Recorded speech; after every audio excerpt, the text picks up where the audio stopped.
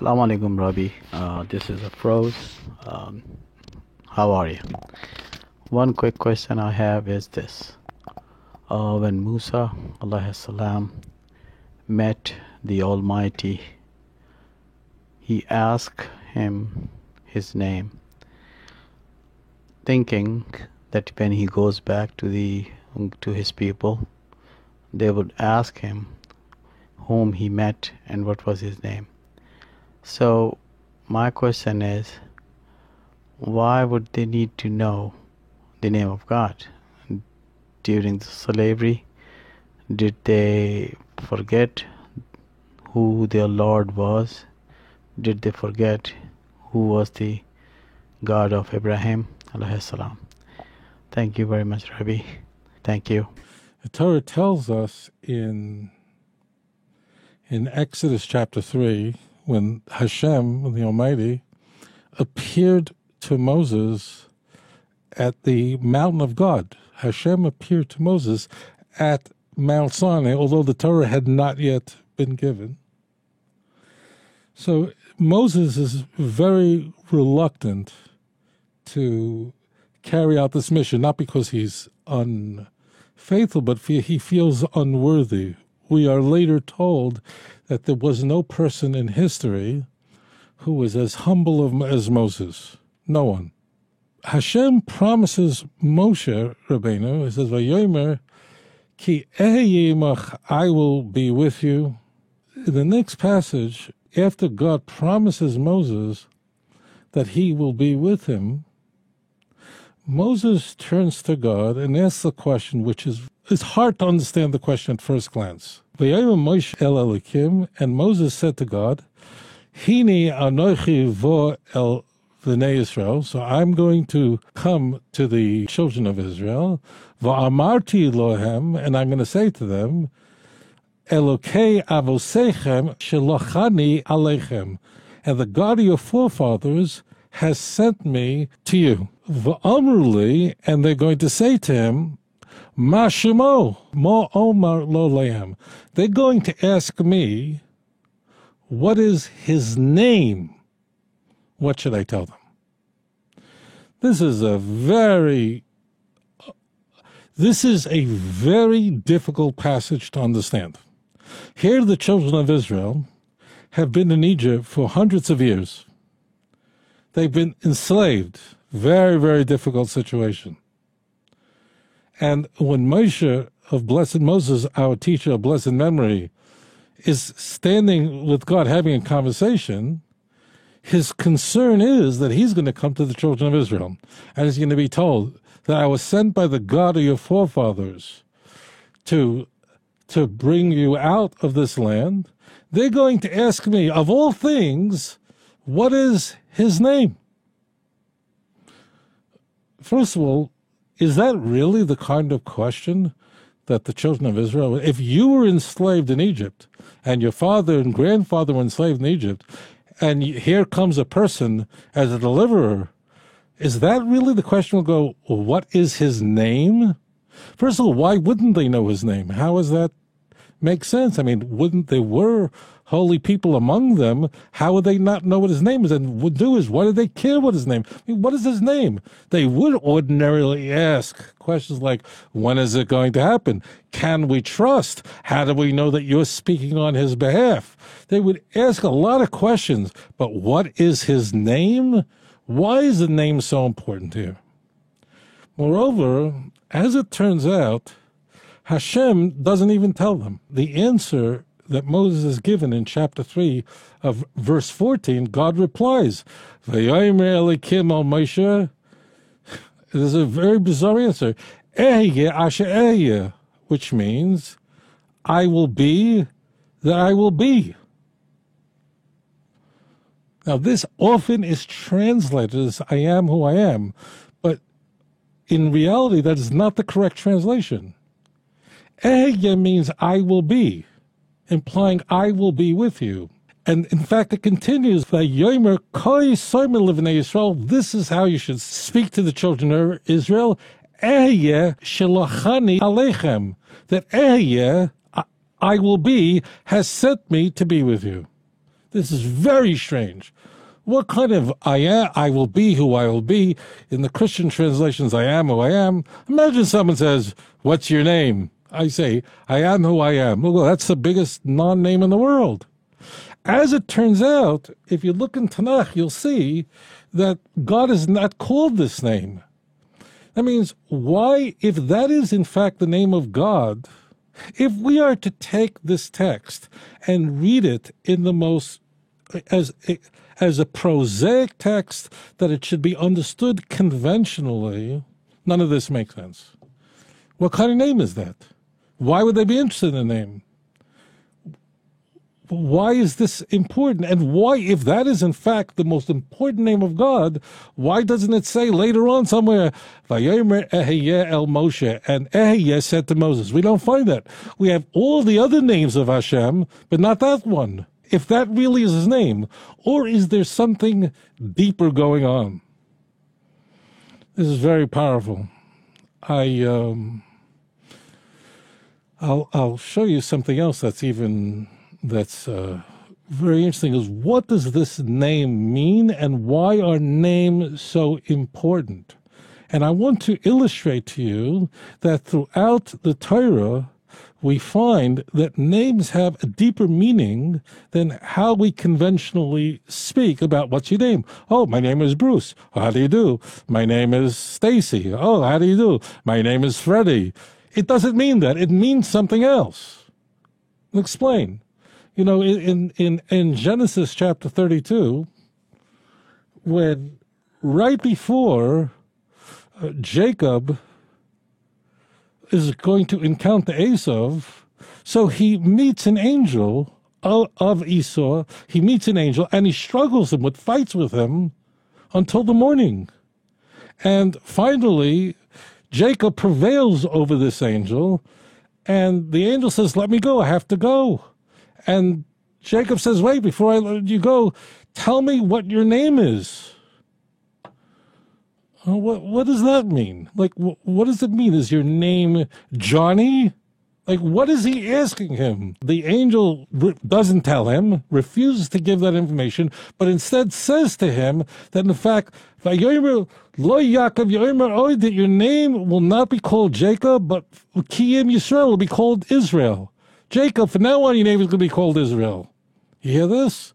As it turns out, if you keep reading the Torah, you'll see that Jacob is called Jacob after this event. Now, he's also called Yisrael, and his progeny, the children of Israel, the Bnei Yisrael, are called Israel. But what does this mean? What does this name talk? What I want to present to you, and we can do this for hours, is that in the Torah, when someone says, this is my name, or what is your name, it doesn't mean what we conventionally understand to mean as a name.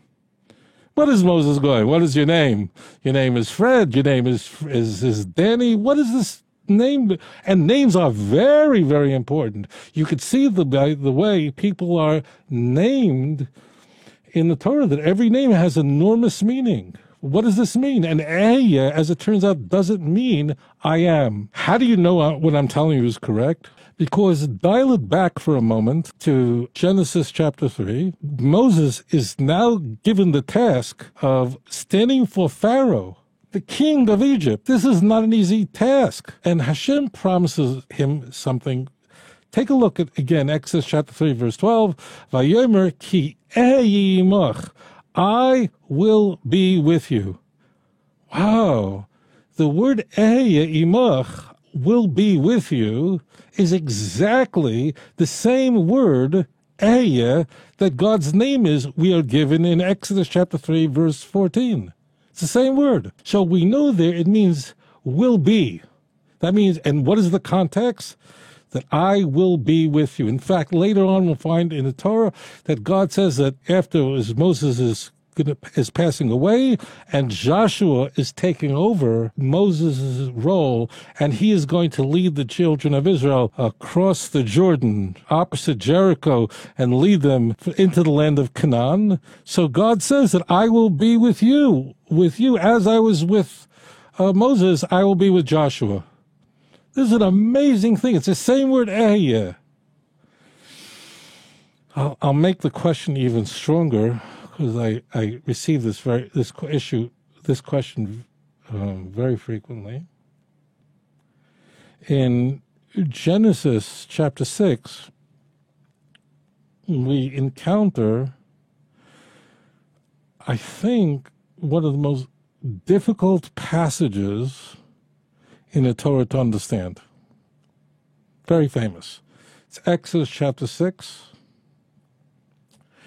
And the Almighty is here promising Moses that there will be great miracles as I take the children of Israel out of this land, and finally they will be brought to the promised land. Hashem is going to use Moses as an instrument to bring this about. In verse 2 and 3, we have a very, very strange text. Vayedaber Elokim el Moşe, and God said to Moses, Vayomer lev ani Hashem.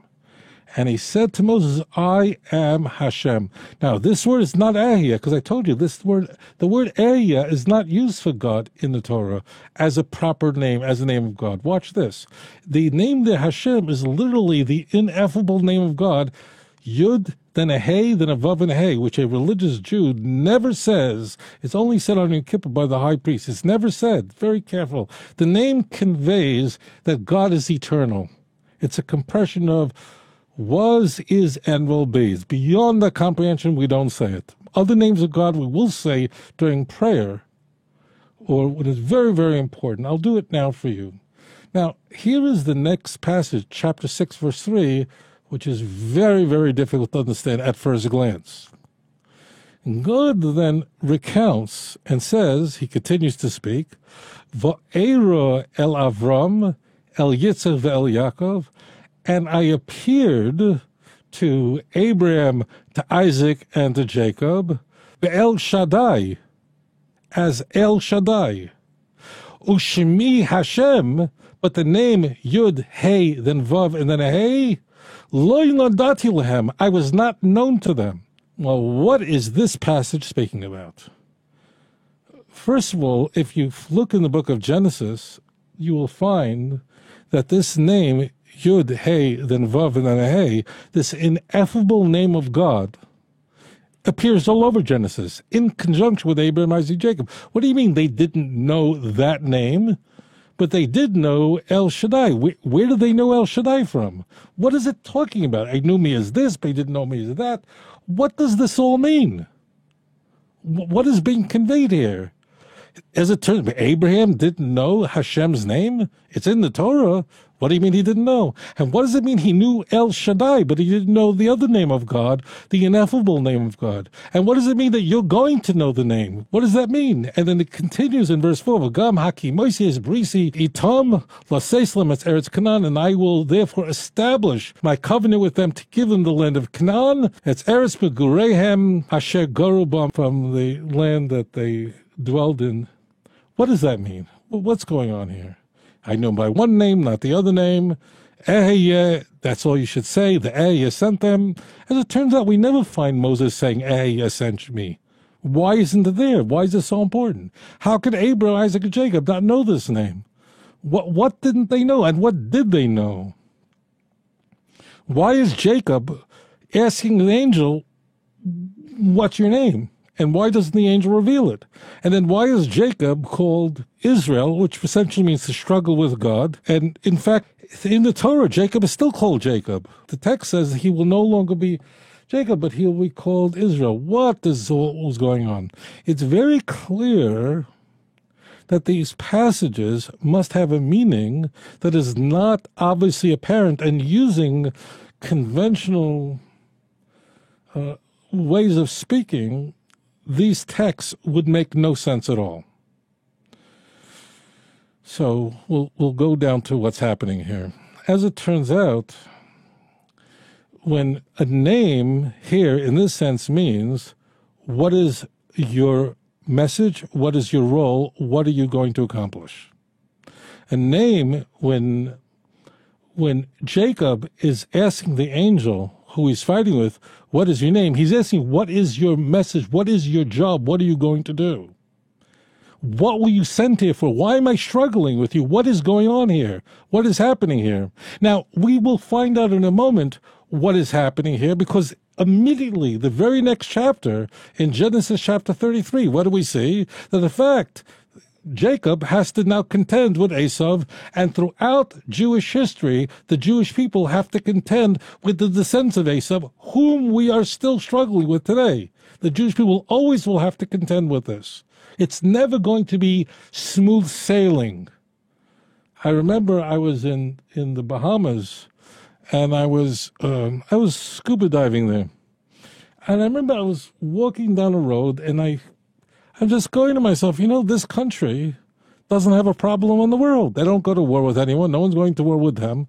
They have, I don't know what kind of problems they have, but no one's bothering with them. No one cares about them. No one's interested in them. They're always fighting with them. No one cares. No one, this, that. All they care is they have a nice beach, and that's close enough. That's it. But as it turns out, the Bnei Yisrael, the children of Israel, are constantly struggling for their existence. Constantly. What is also conveyed by the message of God? What is conveyed by the name El Shaddai? So the name El, which is one of the names of Hashem, means power. El means power. In fact, we find in religions which are Semitic, El is the name that's used for God, whether it's the true God or false gods. Now, what does Shaddai mean? What kind of name is Shaddai?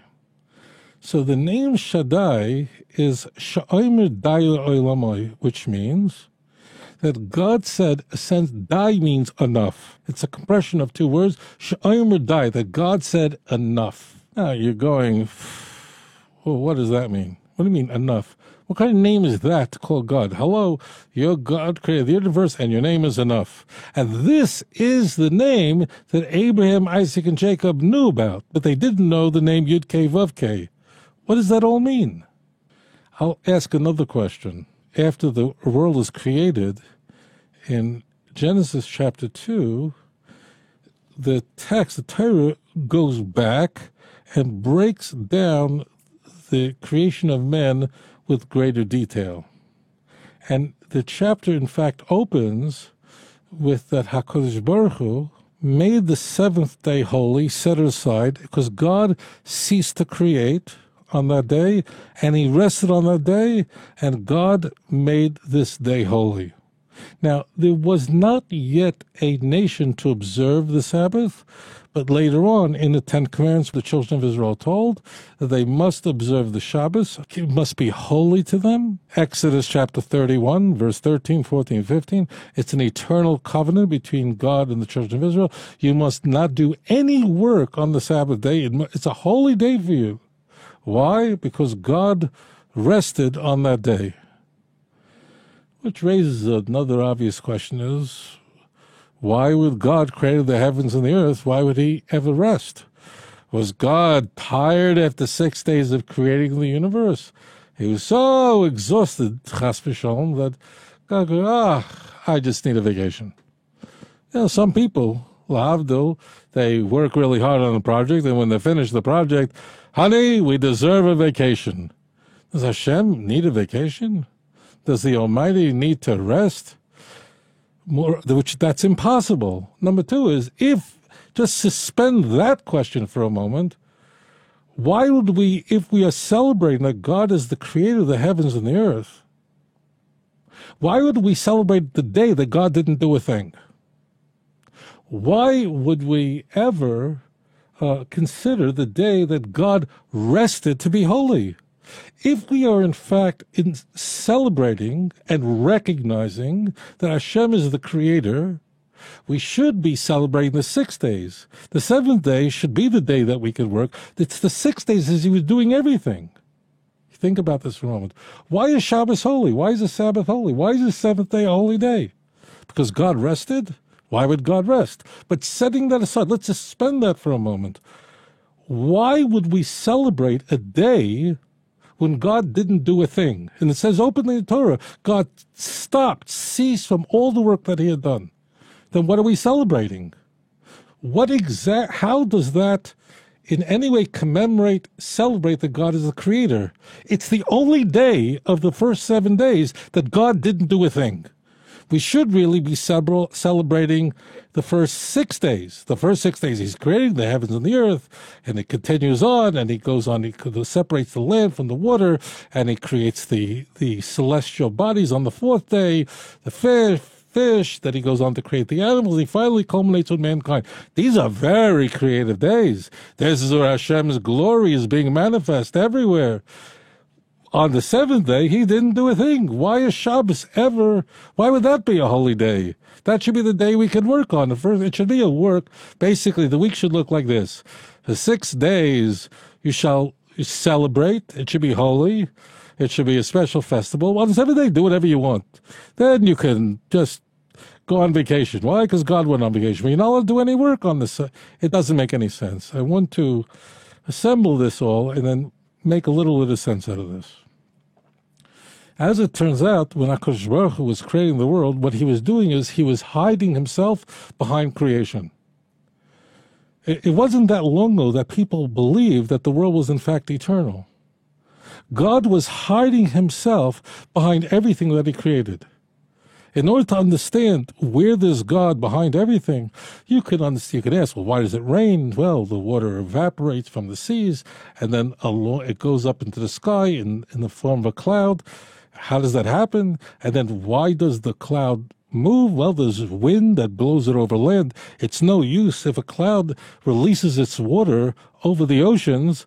What use is it? To rain over the oceans doesn't accomplish very much, but you need a wind to come. It's like a vehicle that transports the cloud over land where it's very much needed, and then it releases its water. What causes anything why should there ever be wind? Why should there be wind? Well, it turns out that warm air is lighter than cold air, and therefore it creates a convection, which creates the winds that blow the clouds. This is an amazing system. But you can think this is a fantastic system. It sort of just runs on its own. That means as Hashem is creating everything, he's actually hiding behind his creation. That's why sometimes you find that some of the people who deny God are big scientists, because they see how one thing goes to the other thing, goes to the other thing, and maybe there is no God. Maybe we can penetrate all of physics. We can see that really it's even possible. Stephen Hawking, who died recently, said, it's even possible to explain away the world without a God in it. Why is it? Because God is hiding behind creation. And therefore, God is saying, look, I create and I create and create. But as God is creating, he's hiding, meaning a person now is not seeing God directly face to face, but he's seeing the manifestations of God, what God created.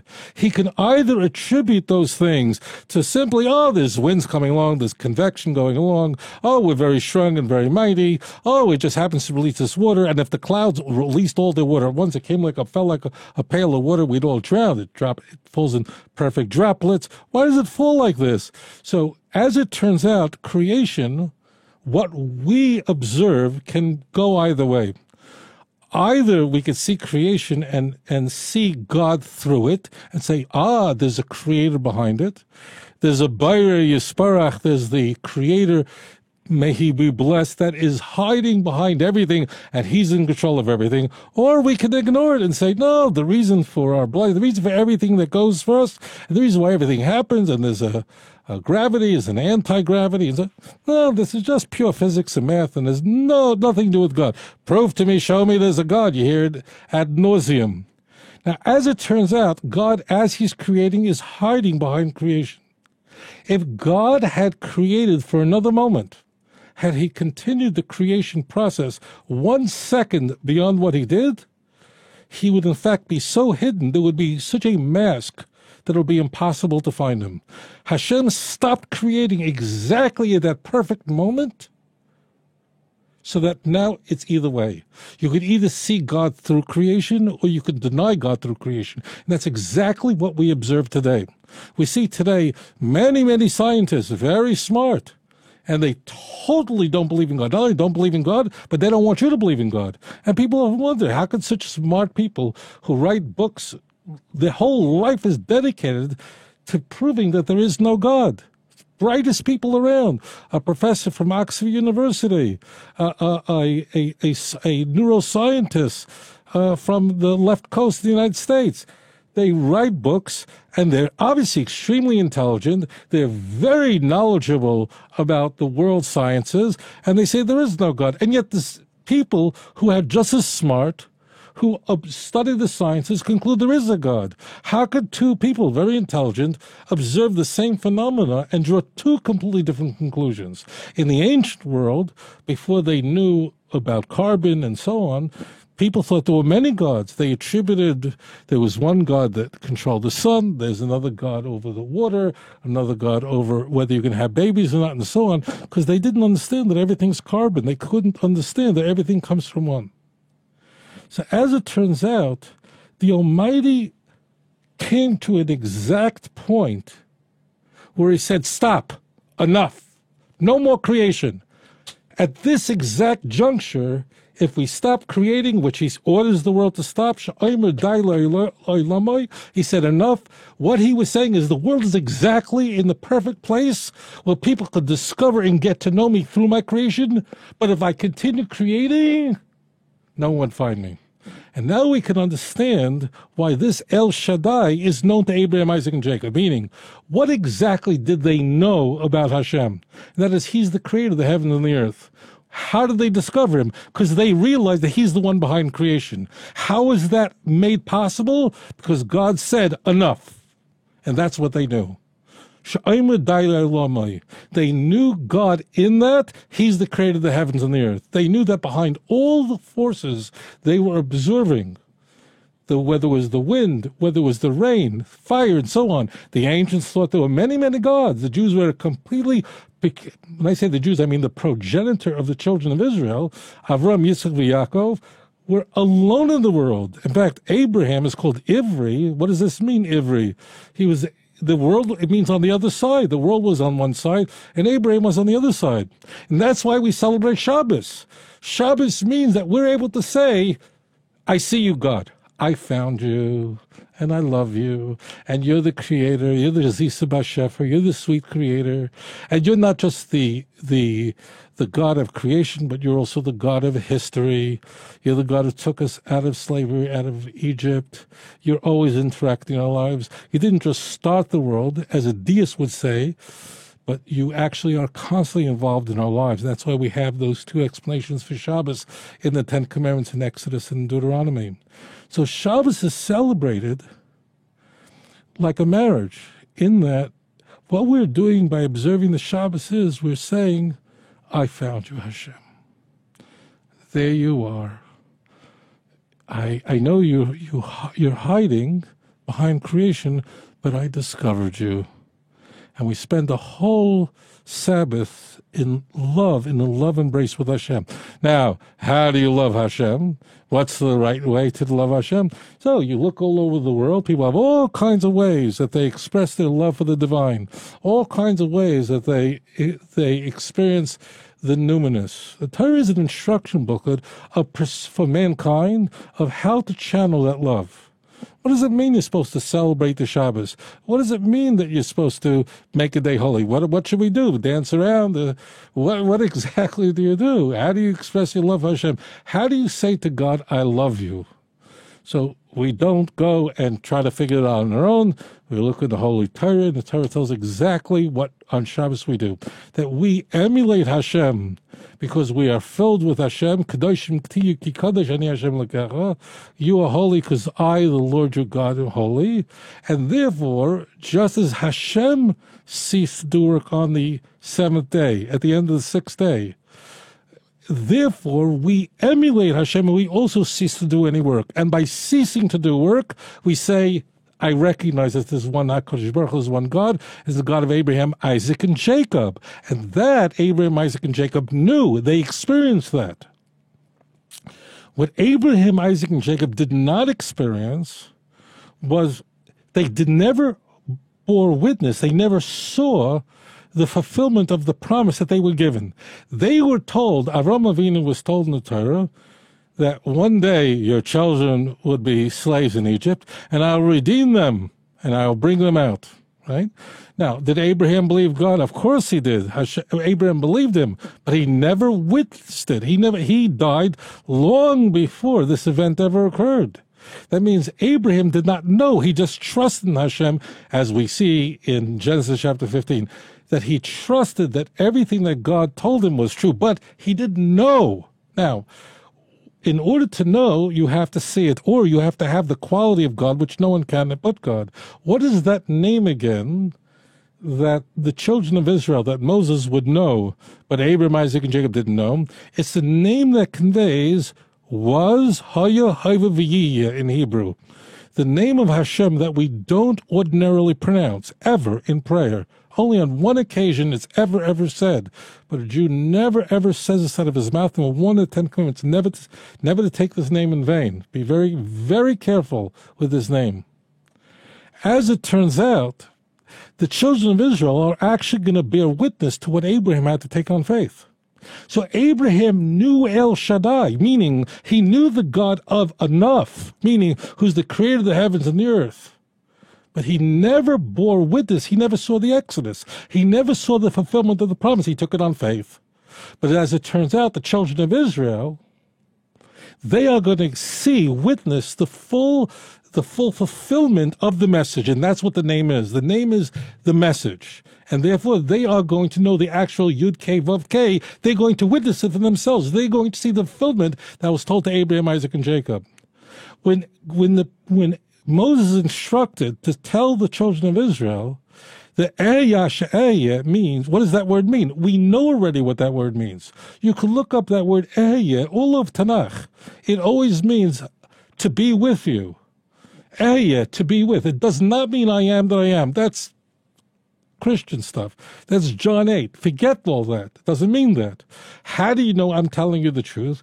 Because all you do is search out that word. You'll never see that people are calling, this is not the name that's used in Tanakh, but that word does say that I will be with. And all you need to do is turn back just a few verses earlier to Exodus chapter 3, verse 12, where it says, Vayomer ki ehyeh imach. God is speaking to Moses here, and he said, I will be with you.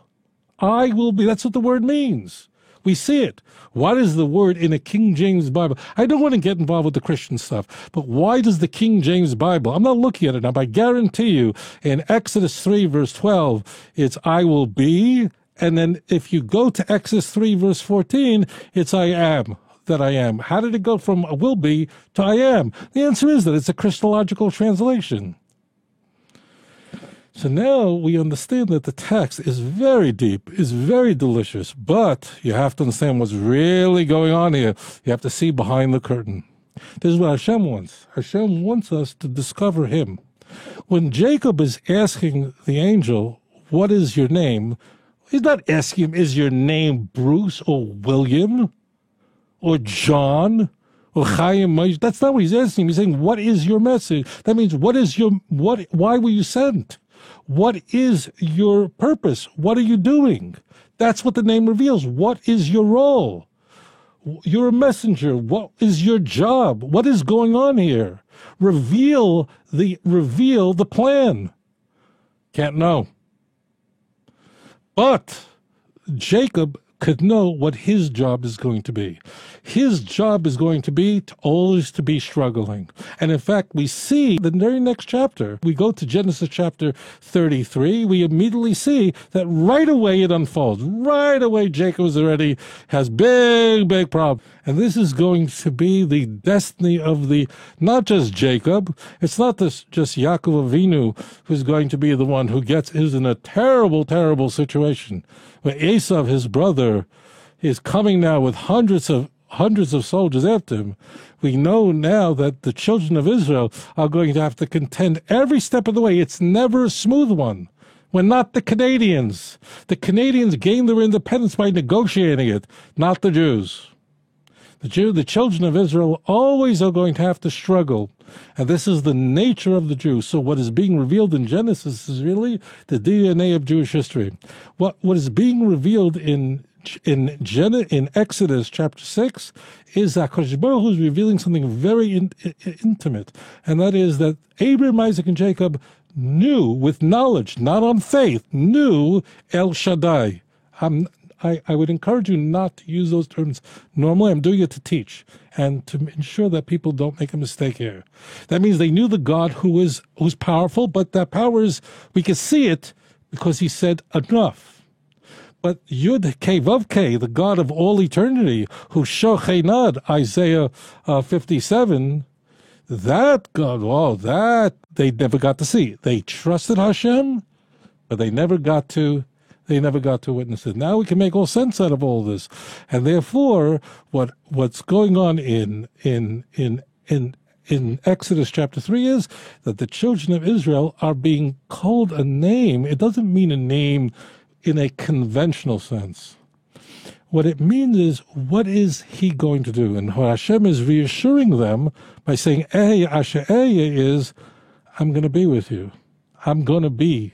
I'm going to stay with you. It doesn't look good. I know things look dark. I know like it appears as there is no hope. How could the covenant possibly continue? How will we ever survive this situation? Disaster seems imminent. On every turn, it seems like we're coming to an end. At every juncture in Jewish history, if you study Jewish history, you have to ask yourself the question, how did we survive? It's interesting that if you're a student of history, you have to ask yourself, which is frequently asked, is the Babylonian Empire. They were so great and mighty.